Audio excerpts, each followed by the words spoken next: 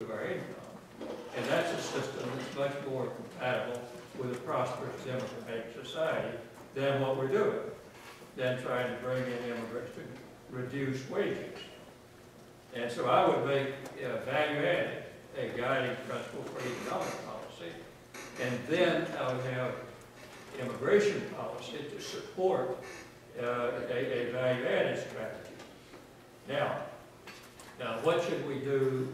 What should the components of a comprehensive immigration system be?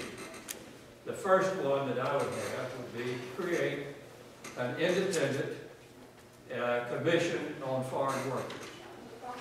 That independent organization would get better data, do the research, do the kinds of things that other countries do to make recommendations to their parliaments about immigration and what should be done about it. It should be an independent organization on the order of the International Trade Commission or the Federal Reserve Board or any other independent commission, made up of high-level professional people who have a great deal of credibility. Such an organization would not only give us more data and information and understanding, but it would give immigration much greater visibility, especially if you had a high-level person in charge of it on the governmental side, and then have recommendations made by the Commission on Foreign Workers. The second thing I would do is have rational operational control of the border and internal visa processes. You've got to do all of those things in order to have a workable system. And we can do that. We don't do it. And what I mean by rational is understand that some people who are coming across our border are more dangerous than others. And the ones who are not as dangerous can help you find the ones who are dangerous. If you don't know the difference, then you're going to have trouble picking out the gangsters, the drug dealers, the people smugglers, who are getting heavily into the immigration business and have made our border a very treacherous place for people. And an enforcement strategy has to recognize that, the combination of things that cause that to happen. We do a pretty good job in this country finding out who comes in, but we don't do a very good job at all of tracking people after they get here. And we don't know who leaves. So there's no way for us to be able to have good internal visa control. We can't do that with modern technology, and we ought to do that. The third thing that we ought to do is to have a sensible and secure worker authorization system. People come here, unauthorized people come to work, and authorized people come to work. If we had a sensible work authorization system, we would do a much better job of controlling unauthorized immigration. What would a sensible system be? Well, I can tell you what one is not, and that's what we got. Instead of having a sensible worker identification process, what we did was to create 22 different work authorization identifiers. And then, I can buy you any one of those 22 identifiers at a flea market on Highway 290 in Austin, Texas. And they can be bought almost anywhere. Now, in addition to having no identifier, we put the employer in charge of enforcement. Now, we put people who want to hire unauthorized workers in charge of saying whether that document they brought you was valid or not. Well, that's not very sensible. They naturally go say it looked valuable to me. It looked It looked like it was a valid document. But then we didn't do anything about that for about 10 years. Then all of a sudden, we start enforcing the law after everybody had settled in and had citizen children and settled into their communities, were doing well at work and all the rest, and then we start rounding up people and deporting them. That's not a very sensible or humane way to deal with the problem, either. So what should we do? Well, what I proposed that we didn't get done is what I would still do. And that was not to put the employer in charge of it, but the U.S. Employment Service in charge of determining who's in the country legally. And it's not hard to do. And then you give that worker a work authorization number, and you take that number to the employer. The employer would call an 800 number. He says, I have this work authorization number, is it valid? And then they give you an authorization number, just like they do when they do your credit card. That way the employer is not in charge of it. Then I would phase it in by new hires and people who change jobs, so it wouldn't be such a hard problem. And then I would have a biometric identifier. People talk about making E-Verify. I noticed you all are members of E-Verify. I noticed on your bulletin board. Well, E-Verify, what I thought would likely be done on work authorization identification system. It's not a very good system. It's full of errors. And you can't fix it so that it won't be full of errors very easily, or as easily as you can, the one that I suggested. I don't know how far down the road we are with that system.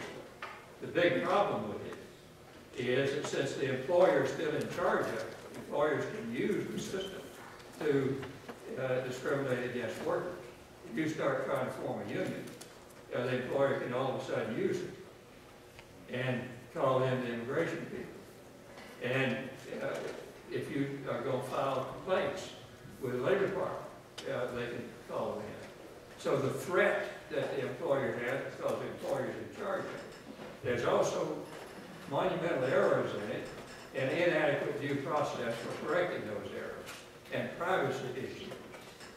Anybody who's an employer has been able to get access. I can say you applied to me and I can get access to your information. Well, that's not a very sound system. It's not a very good system. I would not allow the employer ever to get the private information of the employees except as relevant to the job, what your work experience has been. So we need to fix that. The final one of these things, they're not the final, but another very important part, and the most controversial in many ways, is I would give unauthorized workers a path to legalization. In order, and I think it's the only sensible thing to do. If we, for a variety of reasons. One is I've already mentioned.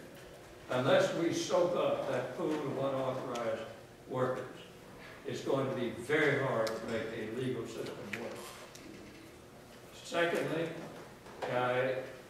people who have settled in, done well, are not in trouble with the law, can pass a background investigation, pay their taxes, and a fine if they want to have a fine, ought to be able to adjust their status and come in at the end of the line to get their green cards in the United States. Well, people will say, the trouble with that, what you propose, is that you're rewarding illegal behavior. Now, and some will call it amnesty. I don't call it amnesty because I learned as a mediator the words cause you trouble dropping. And so I call it adjusting status. And I'll have to say that under the 1986 law, the amnesty provision was the only one that worked reasonably well. They adjusted the status to about 3 million people. The problem with it was, without an identifier, they adjusted the status of a lot of people who weren't eligible to be adjusted. And the courts were to prove from the government to prove that the documents and were not valid documents. Now, if we had a good law, people who say that we're rewarding illegal behavior would be on stronger grounds. But if you look at it if you've got a bad law that has not been enforced, what you have to agree is that the immigrants had a lot of co-conspirators in violating the law. They had the U.S. government that passed a bad law, a president of the United States who signed a bad law. You got banks who will take your deposits, IRS that will give you a taxpayer ID number. You've got communities that will harbor and support religious communities, which are doing what they are supposed to do. So it seems to me that if you were in the shoes of an unauthorized immigrant, you would not believe that we were very serious about enforcing that law until relatively recently, and therefore would be justified in believing that you were home free. For all of those reasons, I think you need to do it. Now, what we know from experience is that it is the hardest one of these things to do. You have to use a carefully orchestrated combination of carrots and sticks to make it work. Why? Well, if you haven't closed off mass immigration, illegal immigration, when you do it, then you'll invite future people to try to come in as unauthorized immigrants to take advantage of another amnesty down the road. So what you have to do is communicate that this is the last time you're going to do it. The second thing you have to do is to communicate that unless you come forth and register, there is a high probability that you will be deported. That's the stick. The carrot is that if you do come forth and register, you can gain a very valuable asset, legal residence of the United States, and the ability to stay here, and continue to be united with your family here. So, I think that we need to do that. The final thing I think we need to do is that instead of creating a new guest worker program, which many people propose, that what we ought to do is reform the system, the ones that we already have, rather than to create a new. There's no evidence that there's a shortage of unskilled labor in America at all. Other countries don't take anywhere near as many uneducated, unskilled workers as we do. If we do all that we need to do to adjust the status of people, we will have a steady flow of unauthorized labor. We ought to work that out before we do anything else. I think some principles that ought to be applied to reforming these would be the following.